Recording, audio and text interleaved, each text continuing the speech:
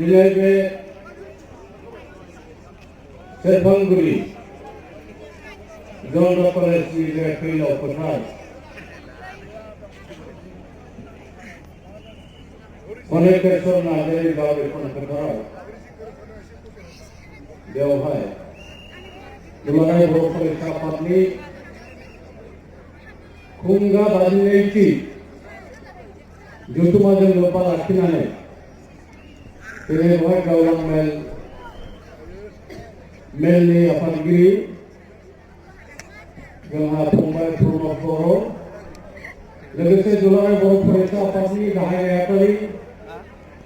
Lawrence इस्लारिजों लोगोसे लेङाइ आफादगिरि नोंथांमोन बिबानगिरि नोंथांमोन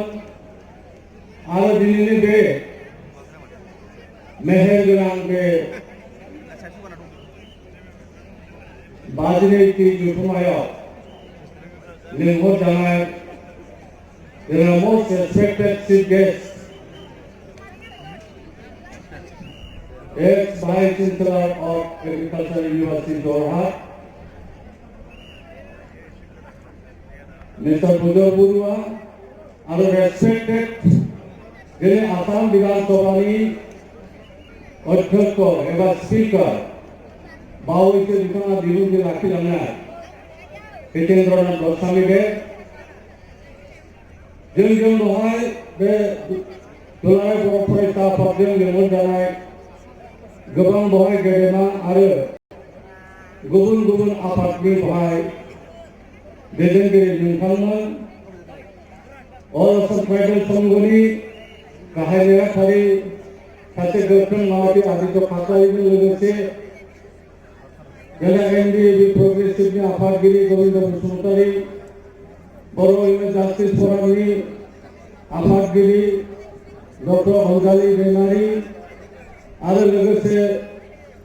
बारग' एमएलए फन्डेश्वर ब्रह्म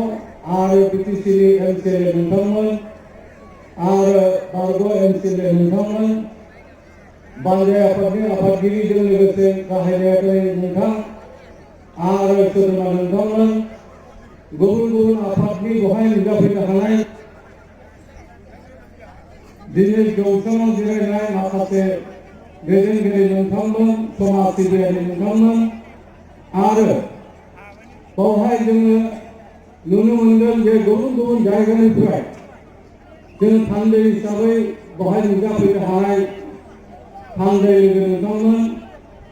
आरो सिबिनां रायजो राजा आरो बे ओनसोलनि गासैबो बे ओनसोलनि रायजो राजाजों लोगोसे अनजालि फंबाय बिनानाव नोंथांमोन आरो শ্রদ্ধেয় রাইজ আজি আমি অতি আনন্দিত হয়েছো যে আমার নিখিল বড় ছাত্র সংখ্যায় 52তম অধিবেশন ইয়ার এই কনকেশ্বর নার্জারি গাঁওবিখন ফকাৰত সতীশ চন্দ্র বসুমতাৰীৰ গোস্বামী গাহাই অৰ্থাৎ মুখ্য ইয়াৰ প্যান্ডেলত উপস্থিত এই মুকলি অধিবেশনত যথেষ্ট সংখ্যক ইয়াৰ বড় ভাষা সাহিত্য নিজৰ সমাজ ইয়াতে ভাল পোৱা ব্যক্তিসকল উপস্থিত হৈছে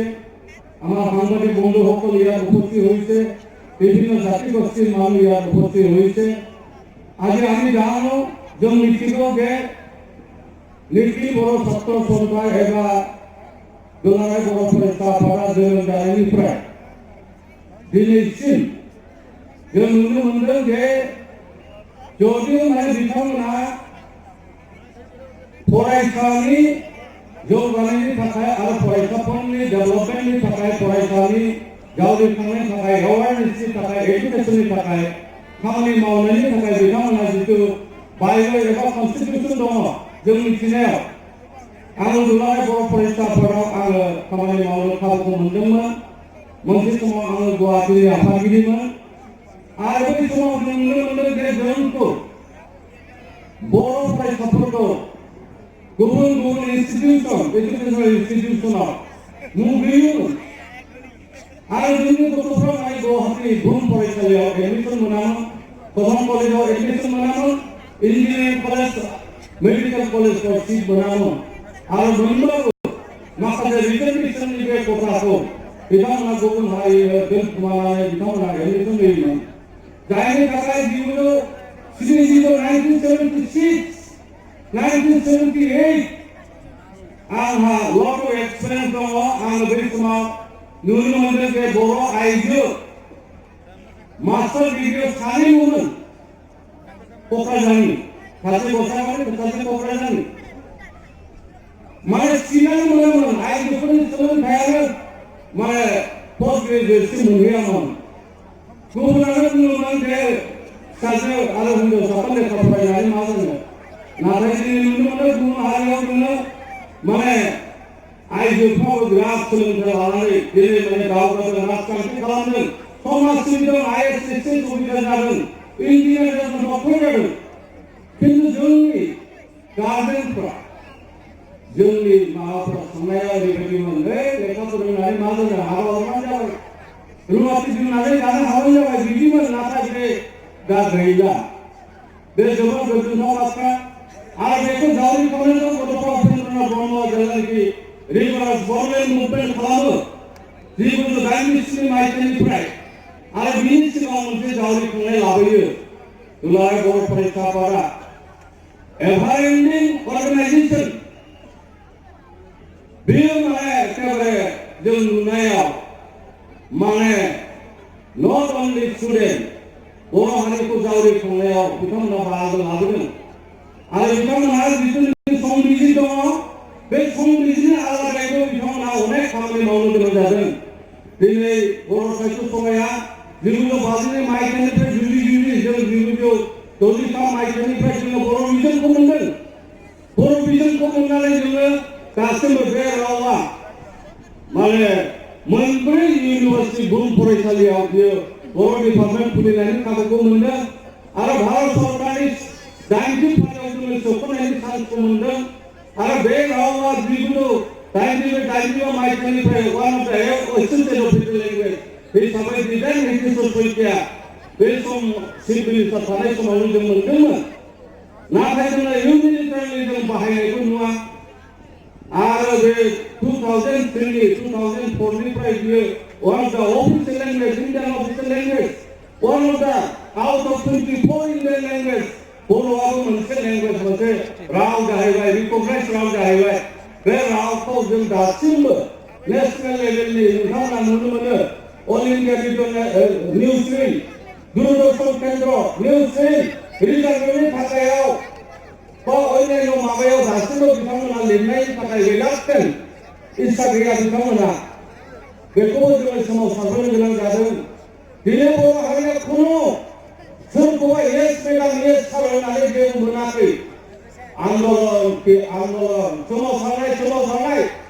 बर' थुनलाइ आफादाबो सोमावसारनाय दुलाराय बर' फरायसा आफादाबो सोमावसारनाय दासिमबो सोमावसारनो गोनां जादों गावनि अस्तित्व रैखानि थाखाय गावनि लाइफ एन्ड प्रपार्टि सिकिउरिटिनि थाखाय गावनि हारिनि जौगानायनि थाखाय हारिखौ रैखाथि होनायनि थाखाय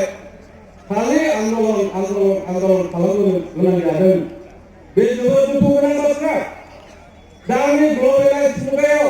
दानि इनफरमेशन टेक्न'लजियाव दानि 21st सेन्चुरियाव जोङो सोमावसारबाय थानांगौ नामा जोंहा ब्रेन गैया नामा जोङो माने इन्टेलेक्ट नङा नामा बेबायदि जोङो एखमबा साननाय जोंनाव फैयो दिनै 52 बोसोर जाबाय बर' बिजों जानाया जों खालि माने जोङो सौग्रावहैबाय थायो बर' बिजोंनि बे फरायसालिफ्रा गभर्नमेन्ट जायाखै फरायसालिफ्रा भेन्सार जानानै दं फरायसालिनि स्कुलफ्राव दासिमबो जों कम्पिटिसन मोनाखै दिनै माने सनितपुर जिल्लायानो जा मरिगाव जा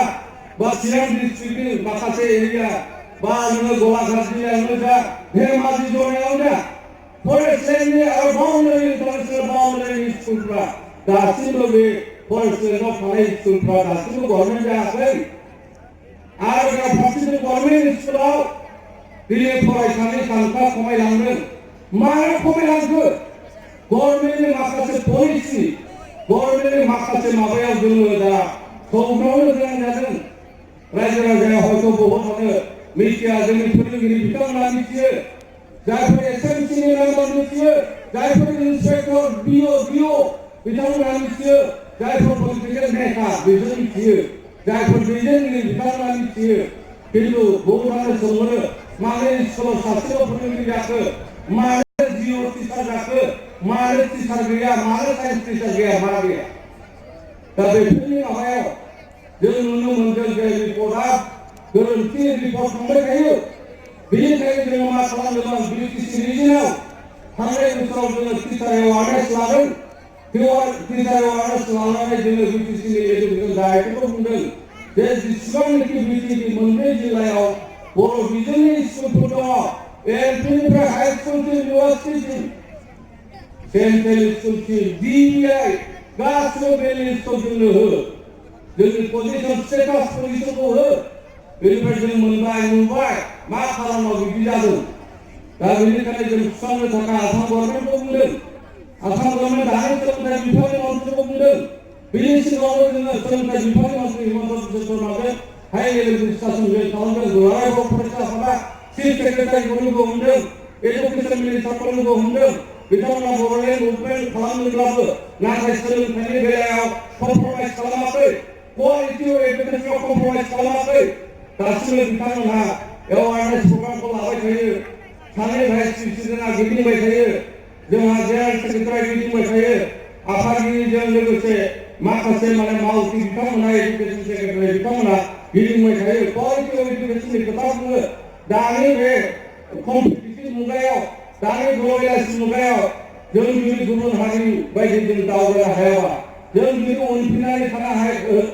जानांगौ जायोब्ला जोङो मा जागोन बहुतानो बुङो मानो जोंनि मानसि बर' गैया मानो IAS अफिसार गैया मानो SS अफिसार गैया नोंथांमोना एसे मिथिखायो थांनाय बाराव APSCआव मा गन्डगोल जादों आरो जों नुनो मोनो जे जोङो बे रावखौ जोङो one of the optional language in UPSC union public service commission railway recruitment बर्डआव जोङो बर' रावखौ सोनो थिनदों स्टाफ सेलेक्सन कमिसनाव जों सोनो थिनदों BSNLनि एग्जामिनेसनाव जों सोनो थिनदों नार्सनि एग्जामिनेसनाव सोनो थिनदों नाथाय बिथांमोना सम सम जोंखौ सौग्रावनानै दा नुनो मोनबाय सीट टेकआव गन्डगोल खालामबाय सेन्ट्रेल टेक बिथांमोनहा बर'खौ सोआखै जायनि थाखाय जों दा जुजिगासिनो दङ आरो दाख्लै नुबाय जे जेराव जयेन्ट एन्ट्रेन्स एग्जामिनेसनाव बर'आ गैया किन्तु बर'आ गैया नंगौ आउट अफ 24 लेंगुवेज रिकगनाइज्ड लेंगुवेजनि मादाव 11टा लेंगुवेजखौल' बिथांमोना रिकगनाइज खालामनानै बिथांमोना एडभार्टाइजमेन्टखौ होदों जों नुबाय जे येस जोंनि बर' रावा ओइ सिटआव हाबनाया मात्र 12 बोसोर जादों बे नंगौ नाथाय जोङो मेजर नर्थ इस्टार्न रिजनाव only one of the tribal language बेयो ओइ सिटआव हाबनो खाबुखौ मोनदों बे लिं लेंगुवेज नर्थ इस्टार्न रिजननि मानो नोंथांमोना बेखौ एक्सक्लुड खालामदों दाख्लै जोङो HRDनि मिनिस्ट्रिनो लाइजाम होदों डाइरेक्टरनो लाइजाम होबाय चेयारमेननो लाइजाम होबाय बिथांमोना दासिमबो उत्तरखौ होआखै बेनिखायनो जोङो नांगौ पलिटिकेल फेक्टरेसखौ जोंनो इम्पर्टेन्ट जों बुङो सोरबा गाज्रि मोनबा मोनबाय किन्तु पलिटिकेल फेक्टरेसखौ जोंनो नांगौ पाब्लिक रिप्रेजेन्टेटिभनि सहाय नांगौ जोंनो बे सहायखौ जों मोनखानांगोन थाङै थुङै जोङो होनो दिल्लीयाव मानसि बुंग्रा गैलालाय जोङो दिल्लीयाव मानसि बुंग्रा गैला जोंनि गायलाय दिनै जों अबसरनिया खेबनै MP जाबाय क'क्राझार पार्लामेन्टारियाव सोरनि थाखाय जाखो बियो जोङो बहाय बुङो मानसि गैया नंगौ बे खोथा सत्य बबेबा लेभेलाव बुंनांगौ बे माबायानो जोंनाव गैया दा नोंथांमोनखौ आं मोनसे खावलायनो लुबैदों गोदान नेशनेल एजुकेशन पलिसि फैगासिनो दं I appeal all the students friend आं स्टुडेन्टफोरखौ बुङो टिचार्सफोरखौ बुङो आं इन्टेलेक्चुयेलफोरखौ बुङो एलाइट ग्रुपनि मानसिफोरखौ आं बुंनो सानदों दानि नेशनेल एजुकेशन पलिसि ड्राफ्ट नोंथाङा 2019 एजुकेशन नेशनेल एजुकेशन पलिसि ड्राफ्टखौ फराय मा अबस्था फारिखौ मिडियामाव थांना थाया बर' माध्यमाव थांना थाया असमिया माध्यमाव थांना थाया आरो माबायदि थासारियाव बे कलेजफोर थागोन माबायदि थासारियाव हायार सेकेन्डारि लेभेलाव थागोन आरो माबायदि इडुकेसनेल स्टेटासआव जानो हमदों माबायदि बबे इउनिभार्सिटिया एबलिश जागोन एलिमिनेट जागोन बा रोखा दंजोबो 2020 उनाव नेशनेल एजुकेशन पलिसि गोदान जागोन होमब्ला जोंनि भानागला मिडियामा थागोन ना थाया जोंनि भानागला मिडियामनि ट्रिट जागोन नामा गिख्रंथावना मोनसे सम फैगासिनो दङ बेनि गेजेराव नोंथांमोना नुदों पिटिआर Pupils teachers ratio 1:30 बे 1:30 सासे फोरोंगिरिया 30 स्टुडेन्ट थाफानांगोन नाथाय जोङो बिटिएडिआव नायबाय बिटिएडिआव 1:16 सोलिनानै दं होमबा बे स्कुलफ्रा गभर्नमेन्ट स्कुला LP school ME school high स्कुलाव थागोन नामा बे गासिबो मार्जार जाजोबगोन आरो मार्जाराव already 6,000 school already Assam government merger खालामबाय I am not seeking amalgamation दा बे जागोन up to anganwadi to 12 class बेयो amalgamation जागोन नाथाय whatever merger दिनै बहाय दङ बे माबाया सेरफांगुरियाव बे खाथि गामियाव एलपि स्कुल दं गथ'आनो गैला 1 किल'मिटार अन्तराव एलपि स्कुल दं बेजों मार्जार खालामहैदों আমরা ইংলিশ স্কুল 3 কিলোমিটার মামায়াव ধরিল গোসাইनि सिङाव दङ बै खाथिनिया गैला मार्जार जागोन बियो हाई स्कुला 5 किलोमिटाराव मार्जार जागोन जों गंनैल' स्कुल जों रैखा खालामनो हादों दासिम जे गंसे जाबाय जोङो रङियानि बे गंसेखौ जोङो खुनुरखम इनफ्रास्ट्राक्चारेल सुबिदा होनानै दिन्थिनानै बेखौ स्कुलखौ लाबोफिननो हादों खिन्थु माखासेखौ जों हानाय नङा माखासेखौ जोङो बर' माने फरायसाफोराबो हाया जोंबो हाया रावबो एलारेसन रावबो बर' माबायानो हाया बेखौ रुल्स इज रुल्स आं दानि इडुकेसन पलिसियाथ' आरायगासिनो आं मिथियो दाथ' नोंथांमोना आङो मोनसे इनफरमेसन होयो integrated course जाजोबसिगोन my dear students friend be careful integrated course माने 8, 9, 10, 11, 12 or 9, 10, 11, 12 no metric result no metric examination no higher secondary examination 9, 10, 11, 12 only 12 मोनसेल' examination जागोन आरो मोनसेल' certificate मोनगोन आरो integrated course जागोन आं मास्टार मावनानै जागोनलै एमए पास आङो न' बे जाला आं एलएलबि आं फिल खालामनानै जागोनलै न' जाला बियो आं उमुक खालामनानै जागोन न' हाया नोङो 12 पास जानाय लोगो लोगो इन्टिग्रेटेड कर्सआव थांफानांगोन नों एलएलबि फरायनांगोन एडभकेट जाहैनोब्ला नोङो टिचार जानोबा नोङो बिए खालामनांगोन आरो नों जुदि मेडिकेल डाक्टार इन्जिनियार जानोबाथ' आगोलनि नियमानो दं नों साइन्स लानानै नोङो बेखौ माने कमप्लिट खालामहैनांगोन बे इन्टिग्रेटेड कर्सआव बर'आ जोङो कमप्लिट खालामनो हागोन ना हाया इन्टिग्रेटेड कर्सखौ जोङो माने जुदि 2020 सेसननि उनाव जुदि जायोबा जोङो जोंनि फरायसाफ्रा कमप्लिट खालामनो हागोन ना हाया सोरबा गार्जेना दिन्थिनो दुलाराय बर' फरायसा आफादा हादोर गिनानै आन्दलन खालामबाय थानायखाय होख्रावबाय थानायखाय आंनि गथ' गथाया गाज्रि जादों जों एनालाइसिस खालामनानै नुबाय टाउन सोहोराव थाखा फैसा गोनां आरबानि लेखायाव थानाय लेखा गोरोंनि गथ' गथाया मानो एसएस मोनाखै मानो आइएस मोनाखै जुदि दुलाराय बर' फरायसा आफादा गामि ओनसोलनि गथ'खौ नस्थ' खालामदोंब्ला न' it is not a factor जों नुनो मोनदों जों एनालाइज खालामनानै गिदिंनानै जों नुनो मोनदों टाउन सोहोरनि गथ'फ्राबो जेबो जायाखै not to blame एबसु आंनि मथे एबसुखौ ब्लेम खालामनाङा दिनै सोर आन्दलन खालामनांगौमोन सेभारेज स्टेटनि थाखायलाय जोङो plain tribal council of Assam दादोंमोन बिनि उनाव इउपिएनएल जादों बिनि उनाव इउटिएनएल जादों जों जेबोखौनो लाबोनो हायाखै बिसोर गासिबो एलिमिनेट जालांजोब्बाय दिनै दुलाराय बर' फरायसा आफादा माबा मावनांगौमोन बिथांमोननि कनस्टिटिउसना माबामोन बिथांमोननि एमसि अबजेक्टआ माबामोन मावहैनो हागोन बिनाय आरो बे उपेन्द्रनाथ ब्रह्म बड'फा उपेन्द्रनाथ ब्रह्मनि 92 चार्टार दिमानावनाय बे बर'लेण्डनि बे चार्टारा लास्ट दंमोन फार्स्टआव मा दंमोन एकनिफ्राय 91 सिम मा दंमोन खिन्थु दिनै एकदम लाबोनांगौ बेखौ जों एक्सप्लइटेट खालामजादों एक्सप्लइटेसन जों थगायजादों जेबो मोनाखै होनजायो बेबायदि जों खालि ओंखायनो आन्दलन खालामनो गोनां जादों जों बिख'नानै लानो गोनां जादों बेफोरथ' बिराद दुखु गोनां खौरां दानि मुगायावबो जों आन्दलन खालामबाय थानांगौ दानि मुगायावबो जोङो बेफोरखौ सिन्था खालामनांगौ जोङो डेभेलपिं स्टेटआव बेबायदि जौगाफुनाय बे माबायाव जोङो 21st सेन्चुरियावबो जोङो आन्दलन खालामबाय थानांगौ जों नुनो मोनो आङो मोनसे एपिल खालामनानै आं फोजोबसिगोन जोंहा आलासि अनेक दङ आंनि एपिला बेनो जों जेरावखि थाया मानो जेखि राजखान्थि खालामा मानो जेखि सोरबा थुनलाइगिरि जाया मानो सोरबा समाज सिबियारि जाया मानो गावबुरा जाया मानो सोरबा मास्टार प्रिन्सिपाल सोरबा एसिस्टेन्ट प्रफेसर सोरबा टिचार जाया मानो जों बर' फिसा हिसाबै जों मानो खौसे जानो हायाखै दिनै धोरोमारि आफादखौबो आं बुङो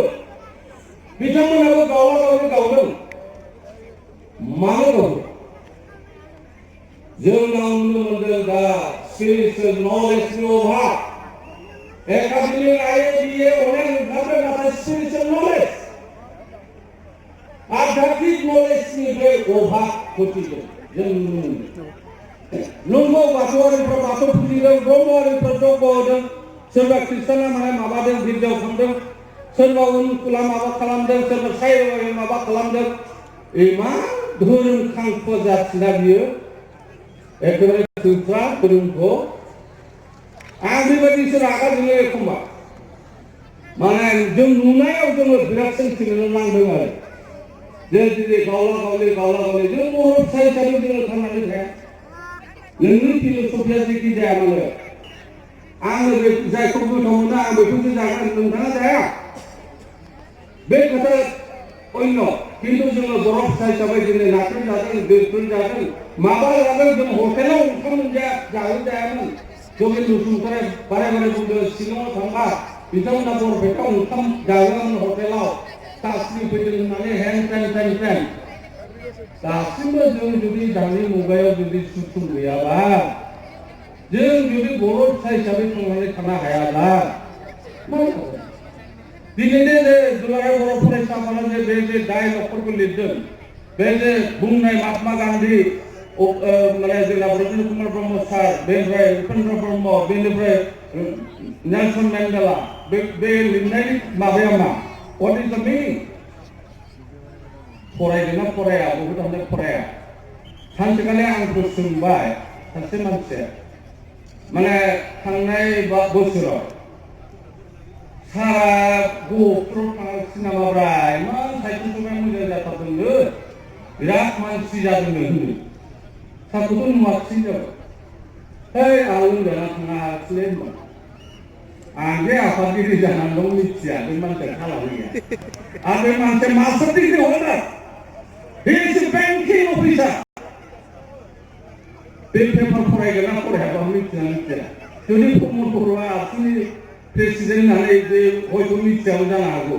आं सानसेखालि SCSCनि स्टाफ सेलेक्सननि माबायाव कुइसनाव सोंदोंमोन आं भाइभायाव who is the present governor of Meghalaya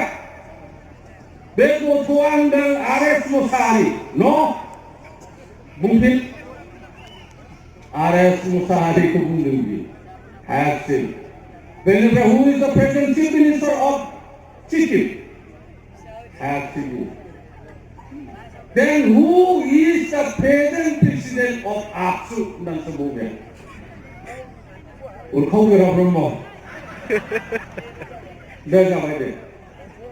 ओमफ्राय लास्ट आंखौ सोंनोसै बर'आव सोर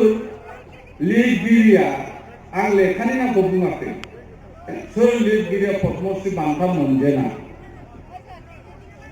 दांबाय बे कामेस्वर ब्रह्म एखे मदाराम ब्रह्मआनो बेनाव फैया बेनिफ्राय होमबा नाम्बारखौ आंनो होगोन ना रिसेन्टलि आरो मोनसे घटना आं सोंबाय जे माने आं जेबो सोङाखै BTC आव मोनसे एयारपर्ट जानो थांगासिनो दं बे एयारपर्टनि नामा मा जायगाखौबो खोन्थादों आं बियो जानले माबा नामा कुसुगाव नामा